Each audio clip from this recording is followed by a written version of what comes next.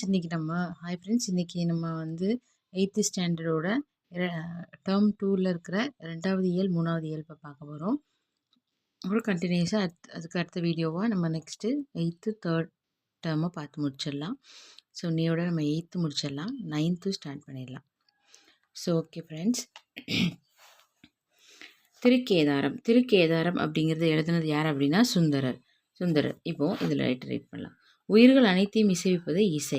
மனிதர்களின் உள்ளத்தை கொள்ளை கொள்ளும் ஆற்றல் உடையது. இசைக்கருவிகளின் ஓசையோடு பாடல் இணையும் போது அது செவிகளுக்கு மட்டுமின்றி சிந்தைக்கும் விருந்தளிக்கிறது. இதுதான் தேவார பாடல் கூறுது. இப்படி சொல்லுதுங்கிறத தேவார பாடல் சொல்லுது. அதாவது ஓசையோடு பாடல் இணையும் போது அது செவிகளுக்கு மட்டுமின்றி சிந்தைக்கும் விருந்தாகிறது. பண்ணின் தமிழ் கண்ணின் மண் நின்றன கின், இந்த மாதிரி வந்ததுன்னா இது சுந்தரர் எழுதியது தேவார பாடல். ஃபஸ்ட்டு விளக்கம் பார்த்துட்டு வந்துடலாம். சொல்லும் பொருள். பண் அப்படின்னா இசை, கனகச்சுனை அப்படின்னா பொன் வண்ண நீர்நிலை, கனகச்சுனை அப்படின்னா பொன் வண்ண நீர்நிலை, மத வேளங்கள் அப்படின்னா மத யானைகள், முரளும் அப்படின்னா முழங்கும், பலவை அப்படின்னா முதிர்ந்த மூங்கில். பண் என்றால் இசை, பண்ணுனா இசை, கனகச்சுனை அப்படின்னா பொன் வண்ண நீர்நிலை, மதவேளங்கள் மத யானைகள், முரளும்னா முழங்கும், பலவை அப்படின்னா முதிர்ந்த மூங்கில். பண்ணோடு சேர்ந்த இனிய தமிழ் பாடல்களை பாடும்போது அதற்கு ஏற்றவாறு முதிர்ந்த மூங்கில்கள் ஆகிய புல்லாங்குழல் மூலமும் இணைந்து ஒலிக்கும்.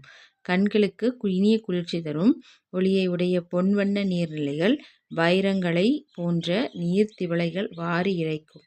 நிலத்தின் மீது நின்று கொண்டிருக்கும் மத யானைகள் மணிகளை வாரி வாரி வீசும். இவற்றால் இடையராது எழும் கின் என்னும் ஒளியானது இசையாக முழங்கும். இத்தகைய சிறப்புகளை உடைய நகரம் திருக்கேதாரம்.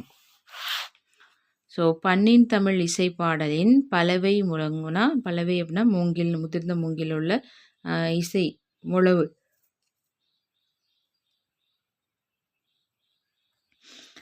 அதிர கண்ணின் ஒளி கனகச்சுனைனா பொன்வண்ண நீர்நிலை, அதில் வைரம் அவை, அதாவது வைரங்களை போன்ற நீர்த்திவளைகளை வாரி இறைக்கும்.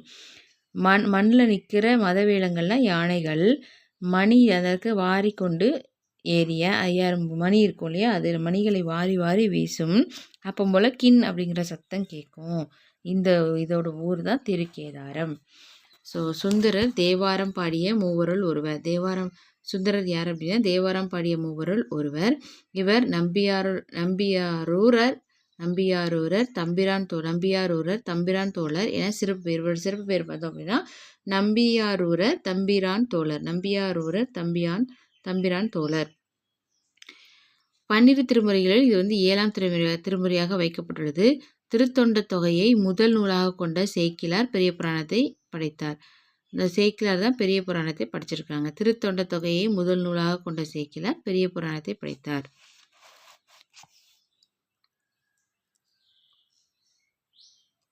திருஞான சம்பந்தர், திருநாவுக்கரசர், சுந்தரர் ஆகிய மூணு பேர் பாடிய பாடல்னா சம்பந்தர், நாவுக்கரசர், சுந்தரர், இந்த 3 பேர் தான். இதில் சுந்தரர் பாடியது 7ஆம் திருமுறையாக வைக்கப்பட்டுள்ளது. இது 3 பேர் பண்ணதான் தேவாரம். இதை தொகுத்தவர் யாருன்னா நம்பியாண்டார் நம்பி. இந்நூலில் சுந்தரர் பாடியுள்ள கேதார பதிக பாடல் ஒன்று தரப்பட்டுள்ளது. தே + ஆரம் இறைவனுக்கு சூட்டப்படும் மாலை. தேனா இறைவன், ஆரம்னா மாலை. தே + வாரம்னா இனிய இசை பொருந்திய பாடல்கள் எனவும் பொருள் கொள்ளப்படும். பதிகம் என்பது 10 பாடல்களை கொண்டது. ஓகே. காட்டிலிருந்து வந்த டேஸ் கரும்பை தின்றன வேழங்கள் அப்படின்னா யானைகள். கனகச்சுனை, கனகம் + சுனை, முழவு + அதிர, முழவதிர. அடுத்து பார்க்க போகிறது பாடர்ந்து ஒருகுதல். இதை பாடின இது ஒரு கலித்தொகை. ஃபஸ்ட்டு இது ஒரு கலித்தொகை பாடல். ஆற்றுதல் என்பது அளந்தற்கு உதவுதல்.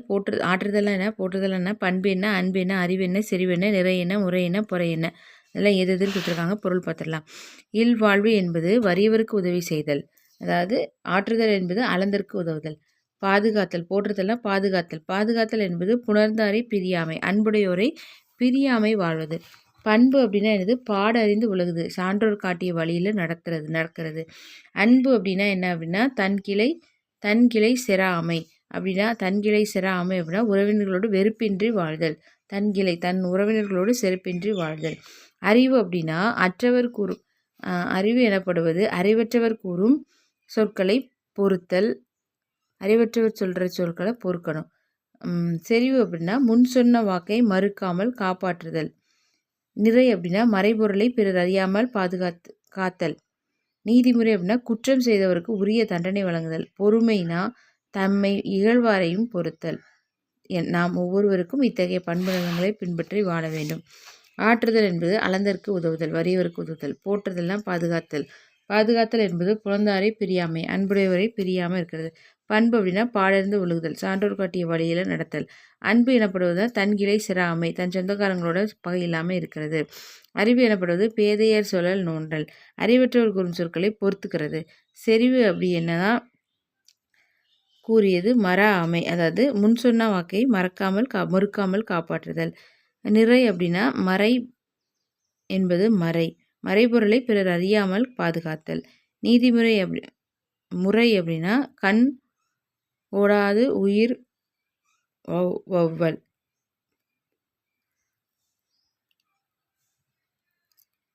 பொறை எனப்படுவது தம்மை இகழ்வாரையும் பொறுத்தல். ஓகே.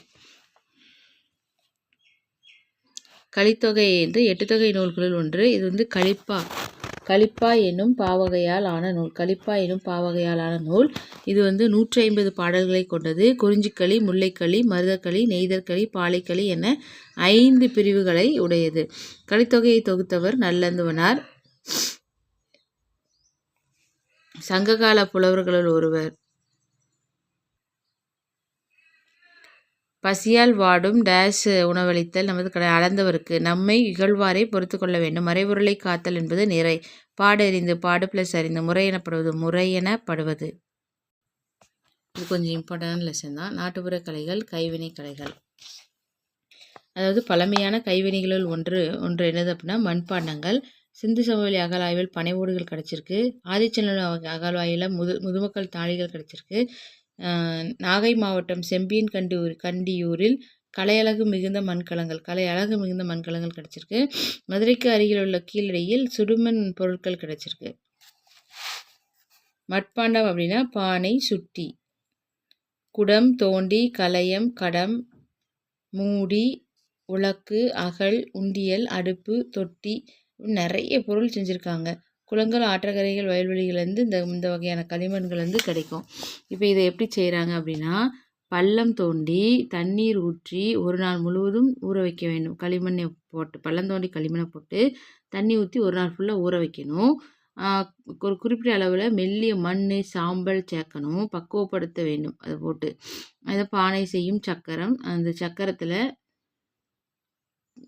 திருவையை வேகமாக சுழல் செய்வது. அதன் நடுவில் மண்ணை வைத்து கையால் அணைத்து பிடித்து மட்பாண்டங்களை உருவாக்குவோம். நூல் அல்லது ஊசியால் அறுத்து எடுத்து அப்புறம் அந்த ஓட்டையை மட்டும் திரும்ப சரி செய்வாங்க. அடியில் இருக்கிறது பானை செய்தலை பானை வனைதல் அப்படின்னு சொல்லுவாங்க. தட்டுப்பலகையை கொண்டு தட்டிப்பனையின் அடிப்பகுதியில் இருக்கும் ஓட்டையை அடைப்பாங்க. தட்டுப்பலகையை வச்சு தட்டி அந்த பானையில் இருக்கிற ஓட்டையை அடைப்பாங்க. உருட்டுக்கள் கொண்டு தேய்த்து பானைகளை மெருகேற்றுவாங்க. அதுக்கப்புறம் மட்பாண்டம் கலையின் இன்னொரு வளர்ச்சி தான் சுடுமண் சிற்பக்கலை. இந்த சுடுமண் தான் கீழடியில் கிடச்சிருக்கு. மட்பாண்டத்துக்கு அடுத்தது டெரகோட்டா என்று ஆங்கிலத்தில் சொல்வார்கள்.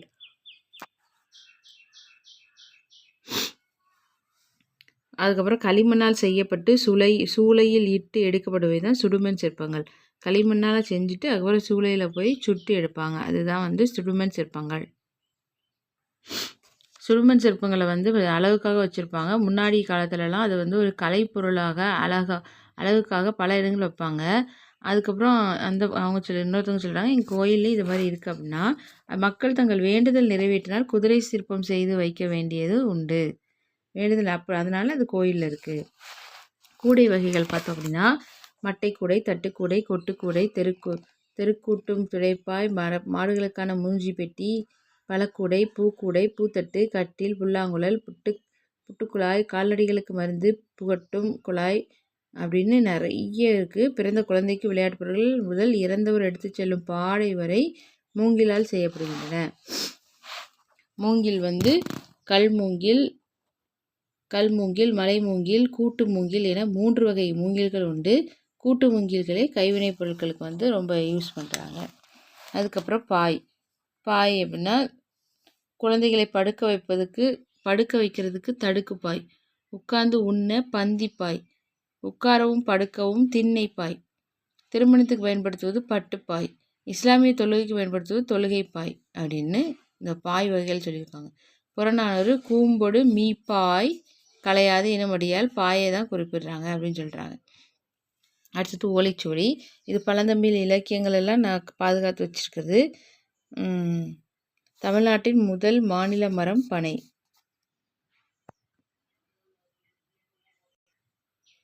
தமிழ்நாட்டில் முதல் மாநில மரம் பனை.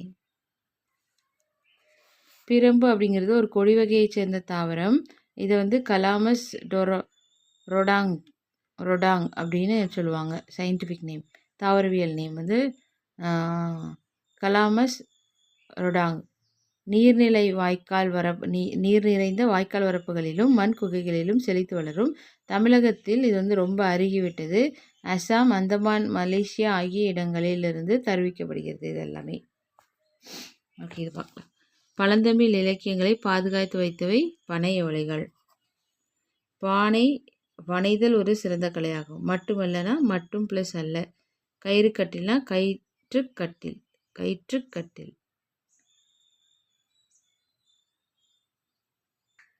கயிறு கட்டில்னா கயிறுக்கட்டில். இசை அப்படின்னா என்ன அப்படின்னா இது தமிழர் இசைக்கருவிகள் பார்க்க வரோம். இசை அப்படின்னா என்னென்னா நகை, அழுகை, வீரம் உள்ளிட்ட 9 சுவைகளை வெளிப்படுத்தக்கூடியது.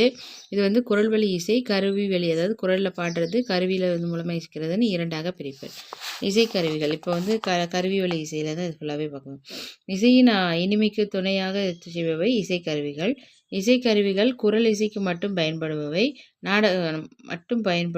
நாடகத்திற்கு மட்டும் பயன்படுபவை, இரண்டிற்கும் பயன்படுபவை என பலவாக தோன்றி கிடைத்துள்ளன. இந்த இசைத்து பாடுவோர் வந்து பாணர் எனப்பட்டனர். நல்லியால் மறுப்பின் மெல்லி வாங்கி பாணான் சூடான் பாடினி அணியால். புறநானூறு. இசைக்கருவியோட வகைகள்: தோல் கருவி, நரம்பு கருவி, காற்று கருவி, கஞ்சக்கருவி. இப்போ தோல் கருவி அப்படின்னா முழவு, முரசு. நரம்பு கருவி அப்படின்னா யாழ், நரம்பு அல்லது தந்திகளை உடையவை. தோல்னா விலங்கு தோலால் மூடப்பட்டு செய்யப்படும் கருவிகள், அதாவது முழவு, முரசு. நரம்புனா நரம்பு அல்லது தந்திகளை உடைய நரம்பு கருவிகள், யாழ், வீணை. காற்று கருவி, காற்றை பயன்படுத்தி இசைக்கப்படுபவை, குழல், சங்கு. காற்றை பயன்படுத்தி இசைக்கப்படுபவை குழல், சங்கு. கஞ்சக்கருவி, ஒன்றோடு ஒன்று மோதி இசைக்கப்படுபவை கஞ்சக்கருவிகள். உடுக்கை அப்படின்னா இது வந்து இடை சுருங்கிய ஒரு கைப்பறை, கையால் அடிக்கூட பறை. வாய்ப்பகுதியில் ஆட்டுத்தோல் பொருத்தப்பட்டிருக்கும். இந்த இடத்துல வந்து ஆட்டுத்தோல் பொருத்தப்பட்டிருக்கும். அதாவது இரு வாய்களையும் இணைக்கும் கயிறுக்கு இடையில் சேர்க்கப்பட்டிருக்கும். அது மீது ஒரு நாடா சுற்றப்பட்டு தொங்கும். அதை வந்து வலது வாயின் மீதுதான் வைத்து அடிப்பர். அவ்வப்போது இடையின் மீதுள்ள நாடாவை அமுக்குவர். பெரிய உடுக்கை தவண்டை என்றும், சிறு உடுக்கை குடுகுடுப்பை. பெரிய உடுக்கை வந்து தவண்டை, சிறிய உடுப்பை வந்து குடுகுடுப்பை என்றும் அழைப்பர். தில்லையில் நடமாடும் நடராசரின் கைகளில் ஒன்றில் இதனை காணலாம். தண்டுடுக்கை, தாளந்தக்கை, சாரணடம் பயில்வர். சம்பந்த தேவாரம். குடமுலா அப்படின்னா இந்த மாதிரி இருக்கும். குடமுலா அதாவது ஒரு பானையை கமுத்தி போட்டு 5 ஓட்டை போட்ட மாதிரி இருக்கும். அதான் 5 முகங்களுடைய முரசு வகையை சேர்ந்தது குடமுலா. ஒரு பெரிய குடத்தின் முடிவில் 5 வட்ட வடிவ வாய்களுடன் அமைந்திருக்கும். நடுவில் இருக்கும் வாய் மற்ற வாயை விட பெரிதாக இருக்கும். வாயும் தோலால் எல்லா வாயும் மூடியிருப்பாங்க, தோலால் மூடப்பட்டிருக்கும்.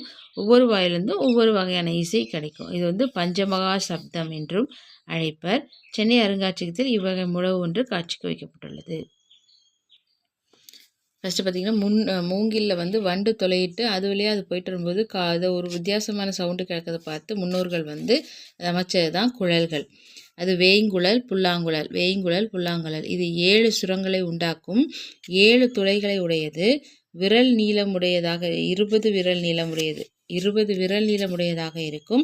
மூங்கில் மட்டுமின்றி சந்தனம், செங்காழி, கருங்காலி அந்த மரங்கள்லேயும் குழல்கள் செய்யப்படுறாங்க.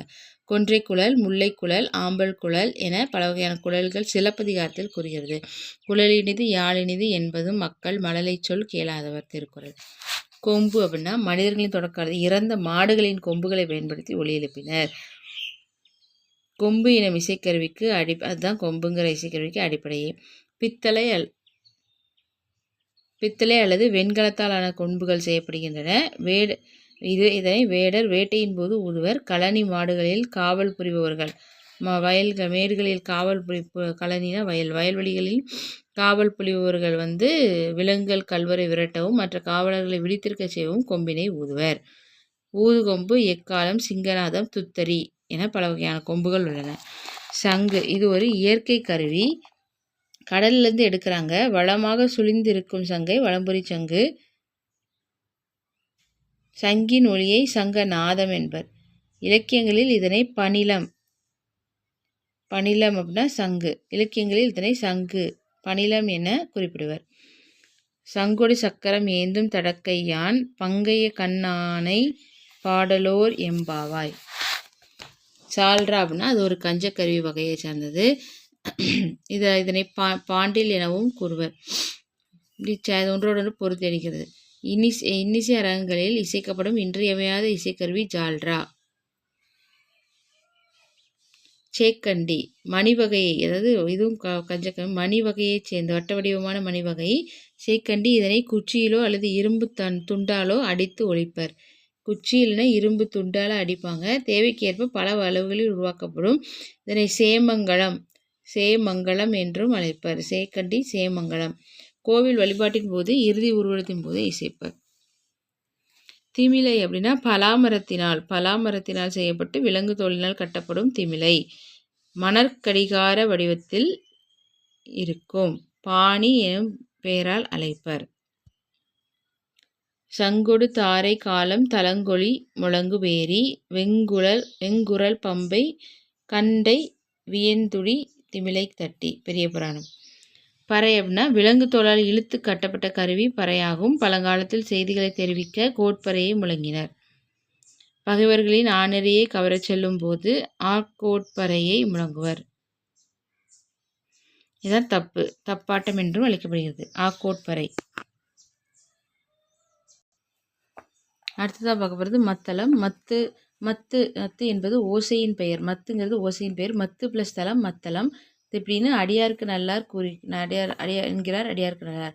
நடுப்பகுதி பெருத்தும் கடைப்பகுதி சிறுத்தும். நடுப்பகுதி பெருசாகவும் கடைசி இங்கே இருக்கிற பகுதி சிறுத்தும் காணப்படும்.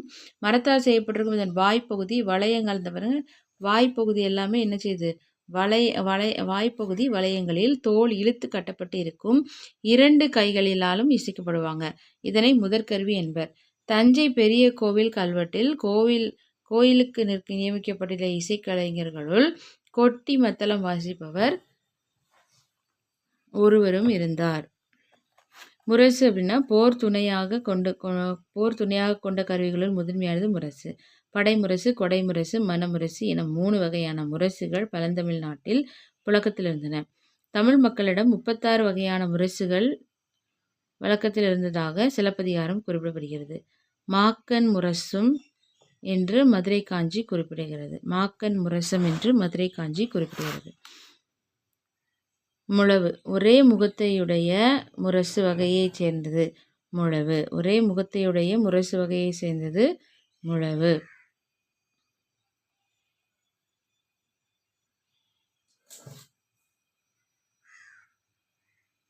பெரிய குடத்தின் வாயில் தோலை இழுத்து கட்டப்பட்ட கருவி. ஒருவகை பசை மண்ணை தடவி முழங்குவர் தோலில். அதான் மன்னமை முழவு என பொருணராற்றுப்படையில் குறிப்பிடுகிறது. பொருணராற்றுப்படை ஒரு 10 பாட நூல்களில் ஒன்று. காலத்தை அறிவிக்க நாளிசை முழவு, காலை முழவு ஆகியவை பயன்படுத்தப்பட்டன. கலை உணக் கிளந்த முழவு மருள் பெரும் பலம். புறநானூறு.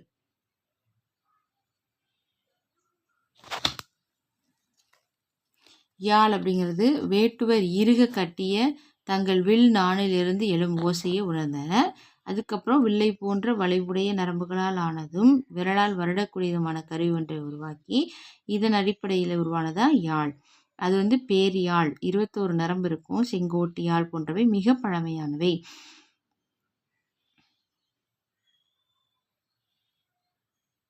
21 நரம்புகளை உடையது பேரியாழ், 19 நரம்புகளை உடையது மகரயாழ், 14 நரம்புகளை உடையது சகோட யாழ். யாழின் வடிவமே மெல்ல மெல்ல மாற்றமடைந்து பிற்காலத்தில் வீணையாக உருமாறியது.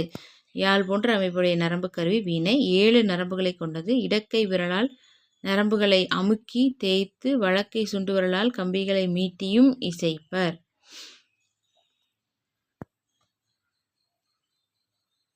இவ்வாறு நரம்புகள் மூலம் எழுப்பப்படும் இசையை அதன் குடம், தண்டு முதலிய பாகங்கள் பெருக்கி அனுப்பப்படுகிறது. பாவதினி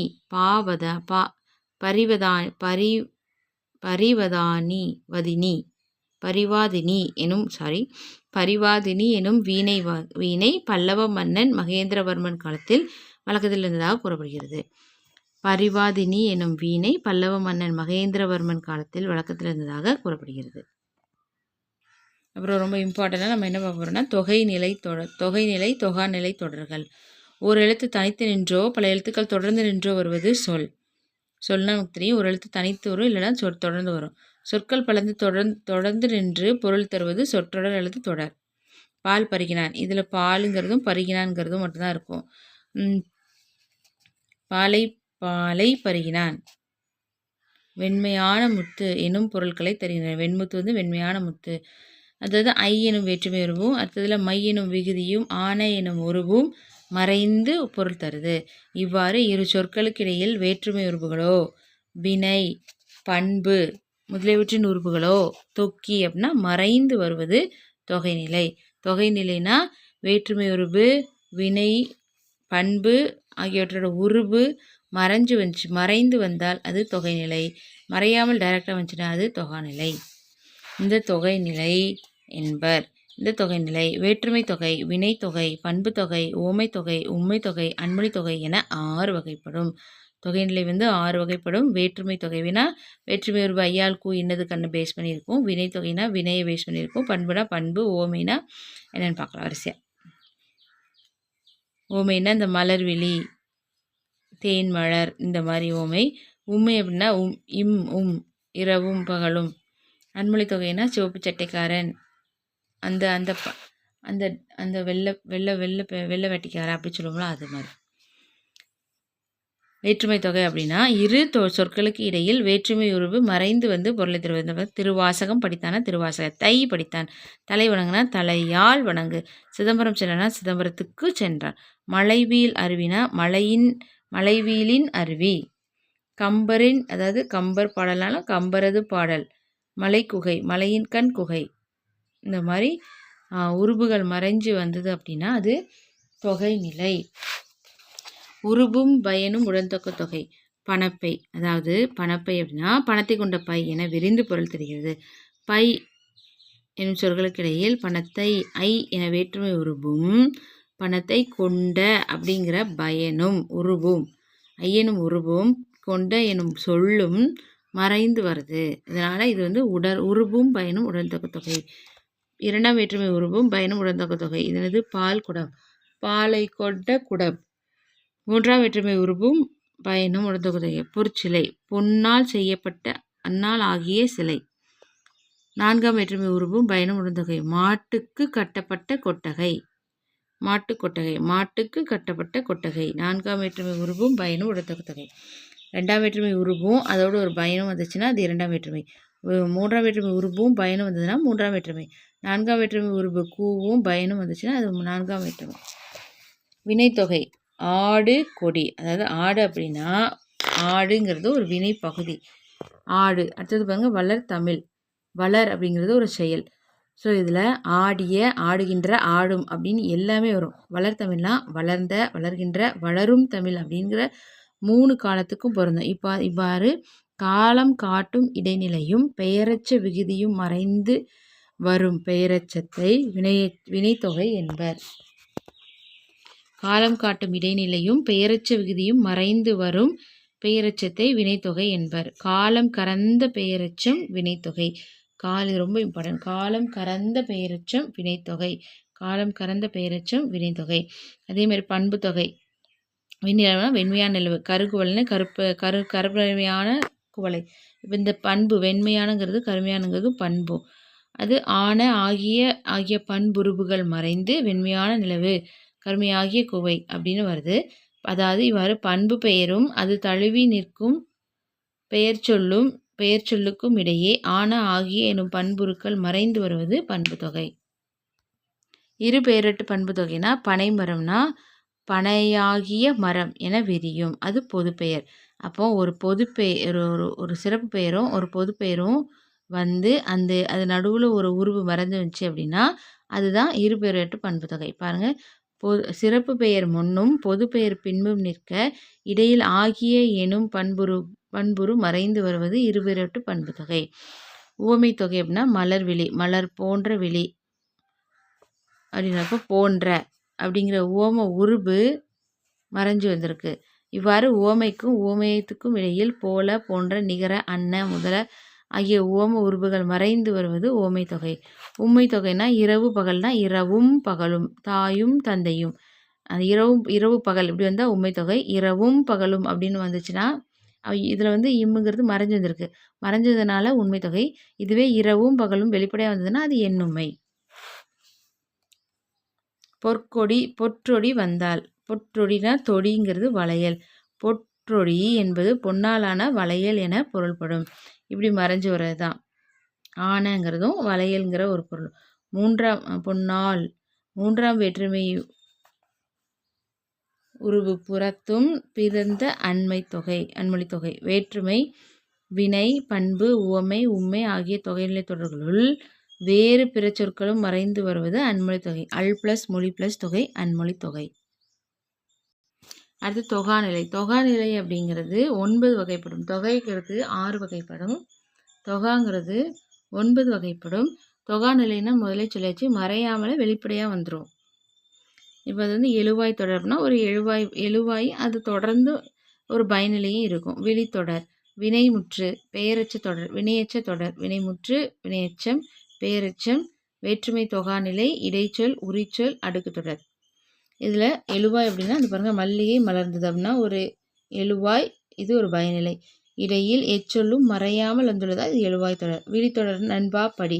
நண்பாங்கிறது விழி, படிங்கிறது பயனிலையை கொண்டு முடிந்தனால இடையில எச்சொல்லும் மறையாமல் வந்திருக்கனால அது விழித்தொடர். பெயரெச்சம்னா சென்றனர் வீரர். வினைமுற்று அப்படின்னா முற்று முடிஞ்சிருக்கும். சென்றனர்ங்கிறது முடிஞ்சு போச்சு. யாருன்னா வீரர். அப்போ சென்றனர் எனும் வினைமுற்று வீரர் எனும் பெயரை கொண்டு முடிந்தது. இடையில எதுவுமே மறையாமல் வந்திருக்கு, அதனால அது வினைமுற்று தொடர்.